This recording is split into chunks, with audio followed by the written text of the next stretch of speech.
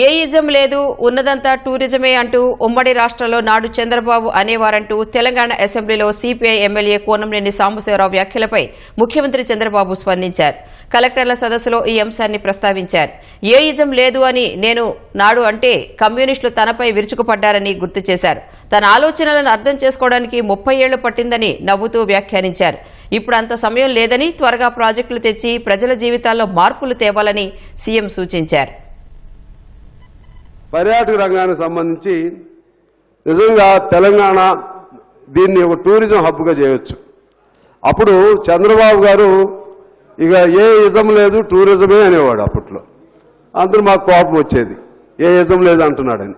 కానీ నిజంగా ఖర్చు లేని ఇజం ఏదైనా ఉందంటే టూరిజమే అధ్యక్ష. నేను లాంగ్ బ్యాక్ ప్రతిరోజు అనవసరంగా ఇది చేస్తా ఉంటే టూరిజాన్ని ప్రమోట్ చేసేటప్పుడు అడ్డపడతా ఉంటే ఒకసారి అన్నాను, కమ్యూనిజం లేదు, క్యాపిటలిజం లేదు, సోషలిజం లేదు, all isms are over, only tourism will prosper in future, cut అందరూ ఫాలో కమ్మని చెప్పాను. అప్పుడు నా మీద కమ్యూనిస్టులు విరుచుకుపడ్డారు. కమ్యూనిజం లేదంటారు మీరు, ఇట్ ఈస్ ఎ రియాలిటీ, చాలా దేశాల్లో ఉందంటే కాదు, ఇంకంతా కూడా మెటీరియలిస్టిక్ హ్యాపీనెస్ వస్తుంది తప్ప సంపద, పేదరిక నిర్మూలన ఇవి వస్తాయని చెప్పాను. నిన్న తెలంగాణ అసెంబ్లీలో వెరీ ఇంట్రెస్టింగ్, సిపిఐ సభ్యుడు కోనంనేని ఎమ్మెల్యే అతను రైజ్ చేసి నాడు చంద్రబాబు అంటే కోపం వచ్చేది, నిజంగా ఖర్చు లేని టూరిజమే స్టేట్మెంట్ ఇచ్చే పరిస్థితికి వచ్చాడు. Very interesting statement. నేను చెప్పింది 30 ఏళ్లు పట్టింది అర్థం చేసుకోవడానికి.